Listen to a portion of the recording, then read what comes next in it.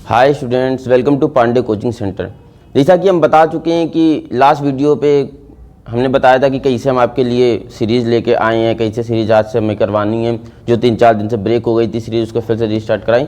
और साथ ही हमने कल एक शेड्यूल भी दिया था कि कैसे हम लोग सीरीज़ में आगे बढ़ेंगे और ये सीरीज़ करके कैसे आपके केमिस्ट्री में कम से कम 95 नंबर आ सकते हैं। तो अगर आपको ये नहीं पता है कि सीरीज़ कैसे चलने वाली है, क्या होने वाला है, अगले एक महीने कैसे भैया पढ़ा के 95 नंबर लाएंगे, तो जरा लास्ट वीडियो 3-4-5 मिनट का शेड्यूल वाला वीडियो वो देख लेना, आपको पता चल जाएगा कैसे सीरीज़ चल रही है। तो ज़्यादा समय ना वेस्ट करते हुए चलो चलते जो शेड्यूल है उसके हिसाब से। तो आज शेड्यूल का जो पहला क्वेश्चन है वो है वाष्प दाब का अवनमन। समझते हैं वाष्प दाब का अवनमन होता क्या है। वाष्प दाब के अवनमन को अगर हम समझें तो हम कह सकते हैं कि होता क्या है ये कि अगर मान लो कोई बीकर है, किसी बीकर में हम कोई विलायक ले ले, क्या ले लें, कोई विलायक ले लें। विलायक का मतलब क्या होता है, मतलब कोई पानी ले लें, विलायक ले लें। अगर हम इस पानी, ये जो विलायक है, अगर हम इनका नॉर्मली वाष्प दाब नापें तो क्या होता है, इसका वाष्प दाब क्या होता है, बहुत ज़्यादा होता है। अगर इसी विलायक में सेम दूसरे कंटेनर में यही विलायक ले, यानी कि जल ले लें, और अब इसमें हम अवाष्पशील विलय मिला दें, कोई अवाष्पशील पदार्थ मिला दे, फॉर एग्जाम्पल चीनी मिला दे या कोई ऐसा अवाष्पशील पदार्थ मिला दे जो कि वाष्प में चेंज ना हो पाए। तो जैसे हम किसी विलायक में अवाष्पशील विलय मिलाते हैं तो इसका जो वाष्प दाब होता है उसमें कमी आ जाती है। क्या हो जाती है, कमी आ जाती है। और जो कमी आ जाती है इसे ही वाष्प दाब का अवनमन कहते हैं। पर इतना एक लाइन में नहीं इसको कंक्लूड करेंगे, पहले समझते हैं वाष्प दाब क्या होता है और वाष्प दाब में कमी आती कैसे, इसको समझना भी थोड़ा जरूरी है। तो वाष्प दाब क्या होता है, वाष्प दाब में कमी क्या होती है, इसको पहले समझाते हैं। मान लो ये बीकर है, इसमें भी एक विलायक हुआ है, इसको ऊपर से हम बंद कर देते हैं कंटेनर से, ठीक है। ये विलायक है कंटेनर में, यानी कि पानी है, पानी मान लो, विलायक बहुत सारे होते हैं, उसमें से हमने पानी मान लिया फॉर एग्जांपल। ये विलायक है, ये कंटेनर, इससे हमको ऊपर से बंद कर दिया है। क्या अभी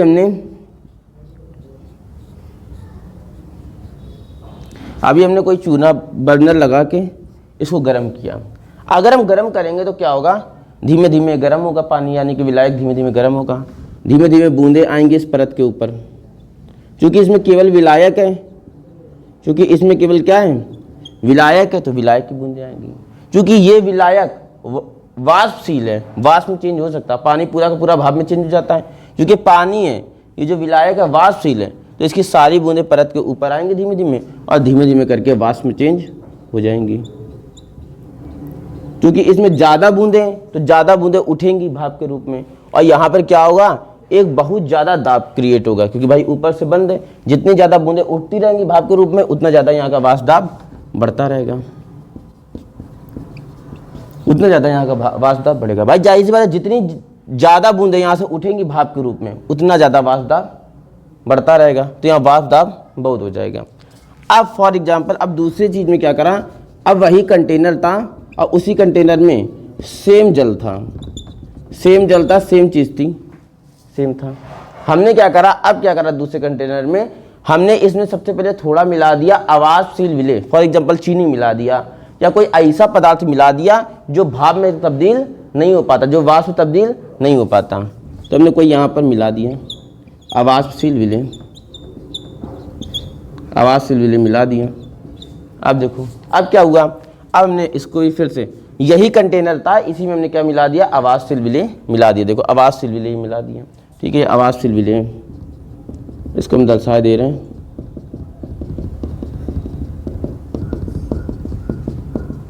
हमने क्या करा, इसमें भी बर्नर लगाया,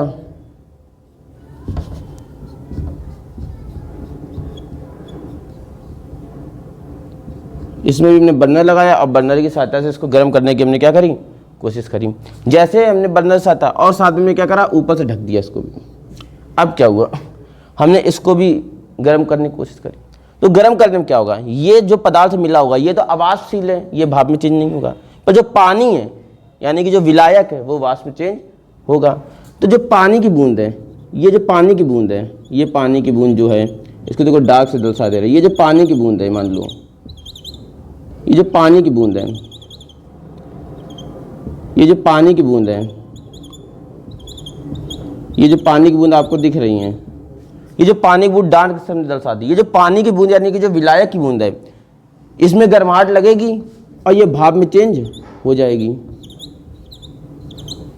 परंतु ये जो बीच बीच में ये जो विलायक है, ये जो विलायक, ये जो पानी की बूंदे जो विलायक है, इसमें हीट लगेगी, ये तो भाप में चेंज हो जाएगी।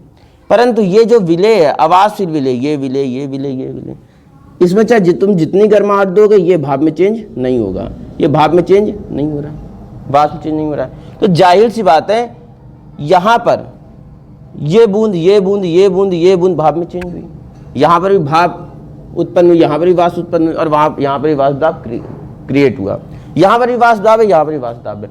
पर चूंकि यहाँ पर ऊपरी परत में ज़्यादा बूंदें आई, सब की सब बूंदें तेजी से उठी, और सबकी सब बूंदें तेजी से उठी, ज़्यादा संख्या में बूंदें उठी, तो यहाँ ज़्यादा वाष्प क्रिएट हो गया, यानी कि यहाँ ज़्यादा वाष्प दाब क्रिएट हो गया। यहाँ पर कुछ बूंदें ही उठ पाई। क्यों कुछ बूंदें उठ पाई? क्योंकि कुछ बूंदें क्या थी यहाँ पर बीच बीच में, कुछ बूंदें बीच बीच में जो थी वो क्या थी, वो आवाज़शील विलेय थी। ये जो आवाज़शील विलेय है ये उठ नहीं पाया, तो यहाँ पर 1 2 3 4 जो कम बूंदें हैं यही उठ पाई, और जब कम बूंदें उठ पाई तो यहाँ कम भाप क्रिएट हुई, कम भाप क्रिएट हुई तो यहाँ से ऊपर से कम दाब लगा, यानी कि यहाँ कम वाष्प दाब है। क्यों? क्योंकि आवाज़शील विलेय ने विलायक की जगह ले ली थी। जहाँ विलायक की बूंदें होनी चाहिए थी वहाँ पर आवाज़शील विलेय की बूंदें आ गई, और जिससे क्या हुआ, विलायक की आवाज़शील विलेय की बूंदें आ गई, और आवाज़शील जो विलेय था वो उठ ही नहीं पाया। चूंकि उठ नहीं पाया तो जाहिर सी बात है यहाँ से जो उठनी चाहिए थी बूंदें वो नहीं उठ पाई, और विलायक की बूंदें क्या हुई, कम उठी। क्योंकि विलायक की बूंदें कम उठी तो यहाँ पर जो वाष्प दाब था वो कम क्रिएट हुआ, कम बूंदें उठ पाई तो यहाँ पर कम भाप आई, कम वाष्प आई, तो यहाँ पर कम वाष्प दाब हुआ। यहाँ पर ज़्यादा बूंदें थी, कोई किसी भी बूंद का स्थान आवाज़शील विलेय ने नहीं लिया था, तो चूंकि यहाँ पर ज़्यादा बूंदें ऊपरी सतह पे आई, ज़्यादा बूंदें उठी, ज़्यादा वाष्प आई, ज़्यादा वाष्प दाब क्रिएट हुआ। तो हमने ये देखा कि किसी भी विलायक में अगर हम आवाज़शील विलेय मिला देते हैं तो उसका जो वाष्प दाब है, यहाँ पर जो वाष्प दाब है वो क्या हो जाता है, उसमें कमी आ जाती है। इसे ही वाष्प दाब का अवनमन कहते हैं। अगर वाष्प दाब का हमको आपेक्षिक अवनमन ज्ञात करना तो क्या कैसे ज्ञात करेंगे, समझो। हमने कहा, माना कि विलायक का जो वाष्प दाब है, चलो पहले परिभाषा रट लेते हैं कि वाष्प दाब का अवनमन क्या होता है या वाष्प दाब का अपेक्षिक अवनमन क्या होता है। तो हम कहेंगे किसी विलायक में आवाज़शील विलेय मिलाने पर, भाई ये विलायक है फिर हमने इसमें आवाज़शील विलेय मिला दिया, तो आवाज़शील विलेय मिलाने में क्या हुआ, विलायक का वाष्प दाब क्या हो गया, कम हो गया। क्या हो गया? कम हो गया। यहाँ ज़्यादा वाष्प दाब था, जैसे आवाज़शील विलेय मिलाया क्या हो, वाष्प दाब में कमी आ गई। तो हम कहेंगे किसी भी विलायक में आवाज़शील विलेय मिलाने पर उसके वाष्प दाब में क्या आ जाती है, कमी आ जाती है। इसे ही वाष्प दाब का आपेक्षिक अवनमन कहते हैं। फिर से एक लास्ट बात सुनो, हम क्या करें, हम कहें किसी भी विलायक में आवाज़शील विलेय मिलाने पर विलायक के वाष्प दाब में कमी आ जाती है, उसे ही वाष्प दाब का अपेक्षिक अवनमन कहते हैं। जाहिर सी बात, विलायक था, आवाज़शील विलेय मिलाया था, विलायक के वाष्प दाब में कमी आ गई थी, हमने देखा यहाँ ज़्यादा वाष्प दाब था, यहाँ कमी आ गई थी, और इसे ही वाष्प दाब का अपेक्षिक अवनमन कहते हैं। अगर इसको फार्मूले के द्वारा दर्शाए तो हम कह सकते हैं, माना पहले विलायक का वाष्प दाब P0 था, माना पहले विलायक का वाष्प दाब क्या था, P0, बाद में जो विलायक का वाष्प दाब था वो क्या था, PS था। क्या था, PS था। हमने माना यहाँ विलायक का वाष्प दाब कुछ और रहा होगा, भाई ज़्यादा रहा होगा, यहाँ विलायक का वाष्प दाब क्या था, कम था। तो ना पहले विलायक का वाष्प दाब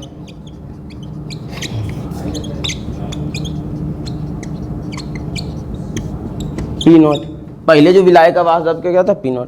जब हमने इसमें आवाज़शील विलेय मिलाया और यहाँ पे हमने विलयन बना दिया, तो बाद में जो विलयन का वाष्प दाब था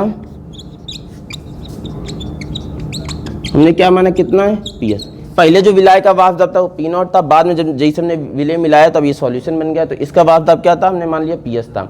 अच्छा, हमें वाष्प दाब में कमी निकालें तो कैसे निकालेंगे, हम निकालेंगे फॉर एग्जाम्पल कैसे निकालते हैं, मान लो हमने कहा इसका वाष्प दाब 100 था, इसमें कमी आ गई थी, इसमें 90 था, और हम ये निकालना चाहे कि इसमें कमी कितने की आई, तो हम कह सकते हैं पहले 100 था, बाद में 90 था, 10 की कमी आई। कैसे निकालते थे, इसके वाष्प दाब से इसके वाष्प दाब को कम घटा देते थे तो वाष्प दाब में कमी आ जाएगी। वाष्प दाब में कमी निकालनी तो कैसे निकालेंगे, अभी हमने बताया है कि इसके वाष्प दाब से इसके वाष्प दाब को हम घटा देंगे। तो चलो देखो कैसे निकालते हैं। तो अगर हमको वाष्प दाब में कमी निकालनी है तो हमने क्या बताया, इसका वाष्प दाब क्या माना था, P0, और उसका वाष्प दाब क्या था, PS। तो हम कहेंगे P0 से इसके वाष्प दाब से इसके वाष्प दाब को घटा देंगे। समझ में आया? अच्छा, अगर हमको वाष्प दाब में आपेक्षिक अवनमन निकालना है, वाष्प दाब में आपेक्षिक अवनमन, अगर वाष्प दाब में आपेक्षिक अवनमन निकालना है तो जो कमी है निकलेगी, जो कमी निकलेगी उसको ऊपर रखेंगे, जो कमी निकलेगी उसको ऊपर रखेंगे, और जो टोटल है वाष्प दाब का, ये जो विलायक का वाष्प दाब है इसको कहाँ रखेंगे, नीचे रखेंगे। समझ में आए? तो वाष्प दाब में अगर अपेक्षिक अवनमन निकालना तो हमने बताया जो वाष्प दाब में कमी निकली वो ऊपर रखेंगे, और जो विलायक का वाष्प दाब है वो कहाँ रखेंगे, नीचे रखेंगे। तो ये आ गया वाष्प दाब का अपेक्षिक अवनमन, ये इसका मैथमेटिकल प्रोग्रेशन है। फिर तो समझो वाष्प दाब को 30 सेकंड में एक बार फिर से रिवीजन करवाते हैं। वाष्प दाब का अवनमन क्या होता है?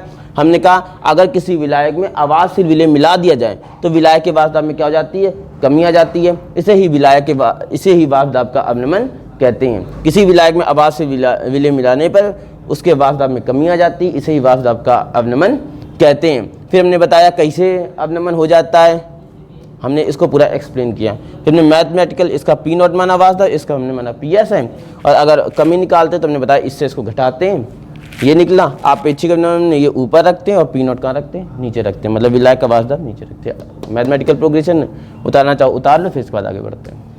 समझ में आ गया होगा। इसके बाद अगले टॉपिक में चलते हैं, इंपॉर्टेंट टॉपिक था ये वाला। इसके बाद अगले टॉपिक में चलते हैं। अगला टॉपिक क्या होगा हमारा? अगला टॉपिक होगा राउल्ट का नियम। बहुत आता है राउल्ट का नियम, राउल्ट के नियम की सीमाएं और राउल्ट के नियम का मैथमेटिकल प्रोग्रेशन। बहुत बार पेपर में पूछा गया है, और देखो ये किस तरीके इम्पॉर्टेंट है राउल्ट का नियम। तो अगला जो टॉपिक पढ़ेंगे वो हम पढ़ेंगे राउल्ट का नियम। बहुत इंपॉर्टेंट टॉपिक है, इसे सवाल भी बहुत इसके इम्पॉर्टेंट है। तो राउल्ट का नियम क्या कहता है समझो। राउल्ट का नियम क्या कहता है? राउल्ट का नियम कहता है कि किसी भी विलयन का मूल प्रभाज विलायक के वाष्प दाब के अपेक्षिक अवनमन के बराबर होता है।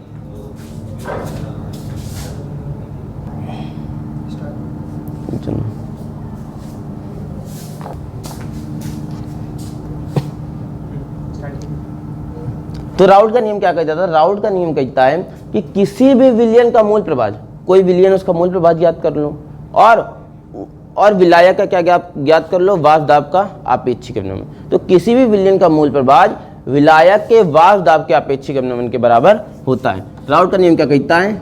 विलयन का मूल प्रभाज विलायक के वाष्प दाब के अपेक्षिक अवनमन के बराबर होता है। कि किसी भी विलयन का मूल प्रभाज विलायक के वाष्प दाब के अपेक्षिक अवनमन के बराबर होता है। कैसे बराबर होता है इस चीज को जरा हम चर्चा करते हैं। कितने मिनट इसको एक्सप्लेन करते हैं कैसे होगा। तो विलयन का मूल प्रभाज क्या होता था हमने समझाया है, आप जाके प्लेलिस्ट पे देख सकते हैं कि मूल प्रभाज क्या होता है, इंपॉर्टेंट टॉपिक है। फिर भी एक बार 1 मिनट में बता दे रहे 30 सेकंड में कि विलयन का जो मूल प्रभाज होता है वो 2 तरीके से ज्ञात होता है, एक विलेय का मूल प्रभाज और एक विलायक का मूल प्रभाज। विलेय के मूल प्रभाज की हम बात करते हैं। विलेय का मूल प्रभाज क्या होता है? विलयन के कुल मूलों में उपस्थित विलेय की मूलों की संख्या, मतलब किसी विलयन के जितने भी कण हैं उसमें जितने ज़्यादा विलेय होंगे, किसी विलयन में जितने ज़्यादा विलेय होंगे उतना ज़्यादा उसका मूल प्रभाज होगा। अगर हम कहें कि कोई ये विलयन है, इस विलयन में जितना ज़्यादा हम विलेय मिलाएंगे, जितना ज़्यादा हम विलेय मिलाएंगे उतना ही ज़्यादा इस विलयन का मूल प्रभाज निकलेगा। विलायक का वाष्प दाब क्या होता था? अभी हमने बस जस्ट समझाया। हमने बताया कि अगर कोई विलयन है और उसमें हम बहुत सारे विलायक मिला दें, अगर कोई विलायक है और उसमें बहुत सारे विलेय मिला दें तो जितना ज़्यादा अवाष्पशील विलेय मिलाएंगे उसके वाष्प दाब में उतनी ही कमी आ जाती है, उसे ही वाष्प दाब का अपेक्षिक अवनमन कहते हैं। तो क्या देखो दोनों की प्रॉपर्टी लगभग सिमिलर नहीं लग रही है। ये विलयन है, इस विलयन में जितने ज़्यादा विलेय मिलाए जा रहे हैं वही विलयन का मूल प्रभाज कहला रहा है। और अगर किसी विलयन में जितने ज़्यादा विलेय मिलाए जाएंगे उसका वाष्प दाब का अपेक्षिक अवनमन उतना ही ज़्यादा हो रहा है। यानी कि किसी विलयन में जितने ज़्यादा विलेय मिलाए जाएंगे वही मूल प्रभाज कहलाएगा, और जितने ज़्यादा विलेय मिलाए जाएंगे उसके वाष्प दाब का अवनमन उतना ही ज़्यादा बढ़ जाता है। भाई जितने ज़्यादा विलेय मिलाएंगे अवाष्पशील उतना ही ज़्यादा तो उसका अपेक्षिक अवनमन होगा। तो हम कह रहे हैं किसी विलयन का मूल प्रभाज, सिमिलर चीज़ें तुमको लगभग दिख रही होंगी यहाँ से। तो हम इसको एक लाइन में कह सकते हैं कि किसी भी विलयन का मूल प्रभाज विलायक के वाष्प दाब के अपेक्षिक अवनमन के बराबर होता है। राउल्ट का नियम भी यही कहलाता है। क्या कहलाता है? कि किसी भी विलयन का मूल प्रभाज क्या कहलाता है? कह रहा किसी भी विलयन का मूल प्रभाज विलायक के वाष्प दाब के अपेक्षिक अवनमन के बराबर होता है। हमने बताया कैसे ये होता है, इसकी चीज़ हमने 30 सेकंड में एक्सप्लेन करी। अगर आपने जाके मेरे प्लेलिस्ट पे विलयन का मूल प्रभाज क्या होता है, विलायक के वाष्प दाब का अपेक्षिक अवनमन क्या होता है, जो पिछला बता अगर पढ़ाया होगा तो आपको खुद ही समझ में आ जाएगा ये क्यों बराबर होता है। फिर भी हमने डिफाइन कर दिया। एक लाइन में इसकी परिभाषा सुन लो जो पेपर में बहुत आती है। हम कहेंगे राउल्ट के नियम के अनुसार किसी भी विलयन का मूल प्रभाज, राउल्ट के नियम के अनुसार किसी भी विलयन का मूल प्रभाज किसके बराबर होता है? विलायक के वाष्प दाब के अपेक्षिक अवनमन के बराबर होता है। इस लॉ में क्या बताया गया? इस लॉ में ये बताया वैज्ञानिकों ने कि किसी भी विलयन का मूल प्रभाज विलायक के वाष्प दाब के अपेक्षिक अवनमन के बराबर होता है। यही राउल्ट का नियम है। हम कहेंगे राउल्ट के नियम के अनुसार किसी भी विलयन का मूल प्रभाज विलायक के वाष्प दाब के अपेक्षिक अवनमन के बराबर होता है। ये राउल्ट का नियम है। चलो ये राउल्ट का नियम आ गया। अब एक बहुत आता है, कहता है राउल्ट के नियम का गणितीय रूप बताओ, यानी कि मैथमेटिकल प्रोग्रेशन बहुत पूछता प्रूव मेट में। तो चलो इसका राउल्ट का नियम का मैथमेटिकल प्रोग्रेशन समझ लेते हैं होता क्या है। चलो कहेंगे अकॉर्डिंग टू राउल्ट्स लॉ का मैथमेटिकल प्रोग्रेशन। राउल्ट्स लॉ के नियम के अनुसार क्या होता है? हम कहते हैं वाष्प दाब का जो आपेक्षिक अवनमन है, वाष्प दाब का आपेक्षिक अवनमन वो किसके बराबर होता है? वाष्प दाब का आपेक्षिक अवनमन जो होता है वो विलयन के मूल प्रभाज के बराबर होता है या विलय के मूल प्रभाज के बराबर होता है।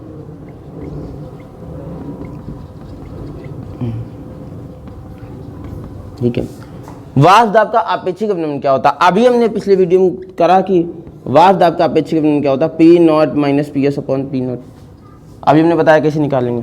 विलयन का मूल प्रभाज क्या होता है? इससे पहले हमने 3-4 वीडियो बनाए, उसमें से हमने एक में कवर किया विलयन का मूल प्रभाज क्या होता है। विलयन का मूल प्रभाज दो तरीके से फाइंड किया जाता है, एक विलय का मूल प्रभाज और एक विलायक का मूल प्रभाज। यहाँ विलयन के मूल प्रभाज में हम लोग विलय के मूल प्रभाज की बात करेंगे क्योंकि यहाँ पर वाष्प दाब का आपेक्षिक अवनमन है। तो क्या होगा फार्मूला? अगर विलय के मूल प्रभाज की बात करेंगे तो होता है विलय के कुल मूल अपॉन विलयन का के मूल। कैसे निकालेंगे मूल प्रभाज? हम कहेंगे विलयन के कुल मूल में विलय के मूलों की संख्या क्या कहलाती है? विलयन का मूल प्रभाज कहलाती है। वाष्प दाब का आपेक्षिक अवनमन कैसे निकालते हैं? हमने बताया ऐसे निकालते हैं। अब देखो P not minus P S upon P not. ठीक है। विलय का जो मूल होते हैं उसको डिफाइन करते हैं स्मॉल एन से।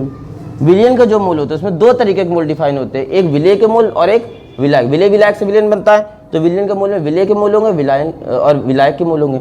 विलय के मूल को हम लोग स्मॉल एन कहते हैं, अभी हमने बताया ऊपर, और विलायक के मूल भी होंगे तो उसे क्या कहेंगे? Capital N. तो इसका फार्मूला होता है small N upon small N plus capital N. तो देखो P not minus P S upon P naught बराबर small N upon small N plus capital N. समझ में आया? अब हम कहेंगे कि इसका व्युत्क्रम करने पर, क्या करने पर? व्युत्क्रम करने पर। व्युत्क्रम करने पर व्युत्क्रम कैसे करा जाएगा? ये ऊपर नीचे वाला ऊपर चला जाता है, ऊपर वाला नीचे चला जाता है। यहाँ पर भी नीचे वाला ऊपर, ऊपर वाला नीचे चला जाएगा। तो देखो पी नॉट नीचे वाला ऊपर चला गया और ऊपर वाला कहाँ गया? नीचे। ये ऊपर चला जाएगा स्मॉल एन प्लस के, और ऊपर वाला कहाँ चला जाएगा? नीचे। देखो व्युत्क्रम कर दिया, ये आया। कोई दिक्कत है? अब देखो दोनों पक्षों से हम क्या कहेंगे? एक घटाने पर। दोनों पक्षों से एक घटाने पर ये है P naught upon P not minus का पी एस माइनस का 1।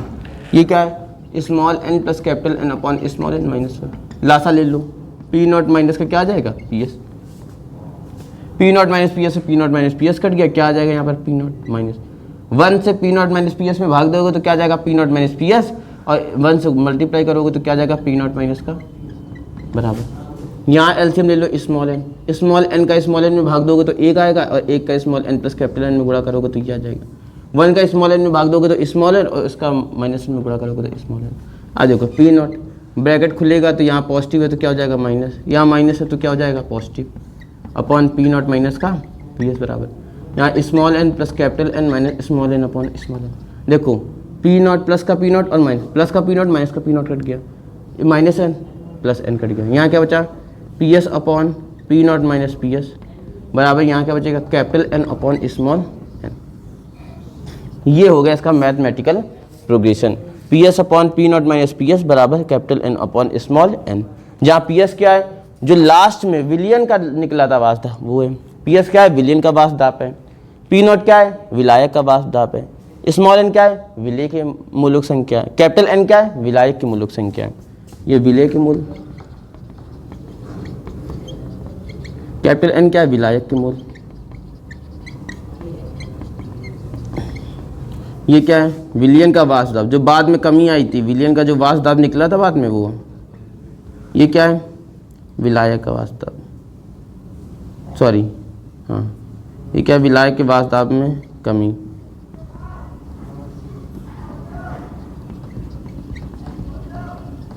ठीक है, चलो ये हो गया इसका मैथमेटिकल प्रोग्रेशन। जरा उतार लो। हमने बताया कि वाष्प दाब का अपेक्षिक अपनयन विलयन के मूल प्रवाह के बराबर होता है। वाष्प दाब का अपेक्षिक अपनयन को ये लिखते हैं। विलयन का मूल प्रवाह क्या होता है, दो तरीके से होता है, विलय का मूल प्रवाह और विलायक का मूल प्रवाह। विलय के मूल प्रवाह को हमने यहाँ लिखा है विलय के मूल अपॉन विलयन के मूल। क्यों लिया है, हमने पहले समझाया था। विलय के मूल अपॉन विलयन के मूल, विलय के मूल जो होते हैं स्मॉल एन होते हैं और विलयन के मूल क्या होते हैं, उसमें दो तरीके से मूल डिफाइंड होते हैं, विलय के मूल और विलायक के मूल। तो विलय के मूल को स्मॉल एन, विलायक के मूल को कैपिटल एन, दोनों को बराबर कर दिया। दोनों के यहाँ व्युत्क्रम ले लिया, व्युत्क्रम लिया तो नीचे वाला ऊपर, ऊपर वाला नीचे चला गया। दोनों पक्षों से एक घटा दिया, एलसीएम लिया, जो कट रहा था काट दिया और लास्ट में ये हमने मैथमेटिकल प्रोग्रेशन इसका निकाल लिया। उतार लो। इसके बाद आगे अगला जो टॉपिक है, पूरा लॉन्ग क्वेश्चन आता है, राउल्ट का नियम क्या होता है, राउल्ट के नियम की सीमाएं क्या होती है और राउल्ट के नियम का मैथमेटिकल प्रोग्रेशन। तो राउल्ट का नियम बता दिया, मैथमेटिकल प्रोग्रेशन, अब सीमाएं समझ लो कि मतलब लिमिट्स क्या होती हैं। राउल्ट का नियम कब फॉलो करेगा, हमेशा नहीं फॉलो करेगा, कुछ पॉइंट्स होते हैं, जब ये पॉइंट्स रिलाई करेंगे, जब ये पॉइंट्स उसमें होंगे, जब ये सारी चीज़ें उसमें होंगी किसी विलयन में, तभी राउल्ट का नियम लगेगा, वरना नियम नहीं लगेगा। तो राउल्ट के नियम की जो सीमाएं होती हैं वो क्या होती हैं वो देखते हैं। तो राउल्ट के नियम की सीमा को देखते हैं। राउल्ट के नियम की सीमा, जो पहली सीमा है वो ये है कि यह नियम तनु विलयन के लिए लागू होता है, शांत के लिए लागू नहीं होता है। इसका मतलब क्या है, इसका मतलब ये जो नियम है, ये जो नियम है ये उसी विलयन में फॉलो करेगा जो विलयन तनु होगा। भैया तनु का मतलब क्या होता है, तनु और शांत का मतलब अगर तुमको सामान्य शब्दों में, मोटे मोटे शब्दों में समझाना चाहे तो हम ये समझा सकते हैं कि तनु मतलब होता है हल्का विलयन और शांत मतलब होता है गाढ़ा। जैसे पानी और शहद में अगर हम लोग अगर तुलना करें तो पानी हल्का होता है और शहद क्या होता है, बहुत गाढ़ा होता है। तो शहद को हम लोग शांत बोलेंगे और पानी क्या बोलेंगे, तनु बोलेंगे। तो जो जितना लाइट विलयन होता है उसे क्या बोलते हैं, तनु। तो जो इस राउल्ट का नियम होता है वो बहुत ज़्यादा गाढ़े यानी कि शांत विलयनों के लिए लागू नहीं होता, किसके लिए लागू होता है, तनु विलयनों को। तो पहला लिमिट चाहिए कि राउल्ट का नियम तनु विलयनों के लिए लागू होता है, शांत के लिए लागू नहीं होता। दूसरी लिमिट्स क्या है, विलयन में विलय के अणुओं का संगुणन या वियोजन नहीं होना चाहिए। मान लो कोई विलयन है, उसमें हमने विलय तो मिला दिए, कोई आवासशील विलय मिला दिए, विलय मिला दिए, तो विलय क्या होंगे, मान लो चीनी के पार्टिकल मिला दिए। अब वो चीनी के पार्टिकल हैं, वो C12 H22 या O11 से मिलकर अगर बने हैं तो क्या हुआ, कोई भी चीनी के पार्टिकल्स है, शुगर के पार्टिकल है, फ्रक्टोज, कुछ भी ग्लूकोज के पार्टिकल है, कोई भी पार्टिकल्स हैं, तो अगर वो विलय किसी विलायक में जाएगा तो जो विलय के अणु हैं, विलय के जो अणु हैं वो आपस में टूटने नहीं चाहिए। टूटने का मतलब है कि मान लो कोई अणु है, मान लो कोई विलय का अणु है, वो C6H12 और O6 से मिलकर बना, ये हमने किसी विलायक में मिलाया, तो ये जो विलय के जो अणु हैं ये आपस में बहुत सारे अणु मिल रहे हैं, तो ये अणु आपस में टूटने नहीं चाहिए। ना तो ये टूटने चाहिए आपस में, ना तो बहुत सारे अणु आपस में मिलने चाहिए। तो विलय के जो अणु हैं ना उनका वियोजन होना चाहिए, ना ही उसका क्या होना चाहिए, संगुणन होना चाहिए। तो दूसरी लिमिट ये है कि किसी भी विलयन में विलय के अणुओं का संगुणन या वियोजन भी नहीं होना चाहिए। तीसरी लिमिट क्या है, जो विलयन जो होना चाहिए वो आवासशील और वैद्युत अपघट्ट में, विलय नहीं, जो विलय होना चाहिए, जो विलय होना चाहिए, भाई जाहिर सी बात है कोई विलयन है उसमें विलय मिलाया जाएगा तो विलय हमेशा आवासशील ही मिला होना चाहिए। अगर आवासशील नहीं मिलेगा तो कोई मतलब ही नहीं है। तो अगर कोई भी हम विलयन बनाएंगे उसमें विलायक तो वाष्पशील होना चाहिए, पर विलय कैसा होना चाहिए, आवासशील होना चाहिए। विलय कैसा होना चाहिए, आवासशील। तुम कहीं किसी भी विलयन में विलय कैसा होना चाहिए, आवासशील होना चाहिए, तीसरी लिमिट ये। और कैसा होना चाहिए विलयन, वैद्युत अनअपघट्ट होना चाहिए। वैद्युत क्या होना चाहिए, अनअपघट्ट होना चाहिए, मतलब उसका अपघटन नहीं होना चाहिए। विलयन का अपघटन नहीं होना चाहिए, मतलब वो टूटना नहीं चाहिए। तो तीन लिमिट्स बनाई कि तनु विलयन के लिए लागू होना चाहिए, स्थान के लिए लागू नहीं होगा। विलय के अणुओं का ना तो संगुणन होना चाहिए, ना ही वो टूटने यानी कि वियोजन भी नहीं होना चाहिए। तीसरा, आवासशील विलय जरूर मिला होना चाहिए। विलय वाष्पशील नहीं मिला, अगर वाष्पशील विलय मिला देंगे तो लागू राउल्ट का नियम नहीं होगा। तो विलयन में विलय जो होना चाहिए वो आवासशील होना चाहिए और विलयन का अपघटन नहीं होना चाहिए। अपघटन का मतलब वैद्युत का वियोजन करने पर वो उसका अपघटन नहीं होना चाहिए, यानी कि अनअपघट्ट होना चाहिए। तो ये तीन नियम है। राउल्ट की जो नियम की सीमाएं हैं वो जरा तुम लोग उतार सकते हो, ठीक है। तो आज के वीडियो में हमने ये सारी चीजें पढ़ा है। टॉपिक पढ़ा है वाष्प दाब का अपेक्षिक अपनयन, और उसको पढ़ने के बाद हमने राउल्ट का नियम पढ़ा, राउल्ट के नियम की सीमाएं पढ़ी, उसका मैथमेटिकल प्रोग्रेशन पढ़ा जो कि बहुत इंपॉर्टेंट था पेपर में, इसको तैयार करना। अब इसके बाद आपको बोर्ड में राउल्ट का नियम क्या होता है और राउल्ट के नियम की सीमाएं ये आपको बोर्ड में दिख जाएगा, उससे उतार लेना। याद कर लेना। तो आई थिंक आपको ये आपको बोर्ड में दिख रहा होगा। आई थिंक पॉज कर लो और उतार लो। आई थिंक उतार लिया होगा। तो आज के लिए ये 2 इंपॉर्टेंट टॉपिक, इसके बाद कल 2 इंपॉर्टेंट टॉपिक फिर से हम लेके आएंगे। 5 रिएक्शन में और डालनी थी, पर वो 5 रिएक्शनों का जो टॉपिक है हम बताएंगे। अभी 1-2 दिन 5-5 रिएक्शन नहीं डल पाएंगी, 1-2 दिन बाद से 5 रिएक्शनें भी इसमें ऐड होंगी, क्योंकि ये लॉन्ग क्वेश्चन था और ज़्यादा लंबा वीडियो हो जाएगा, इसलिए 5 रिएक्शन कल के वीडियो में या परसों के वीडियो से स्टार्ट होगा साथ ही। चलो, थैंक यू वेरी मच, कल मिलते हैं।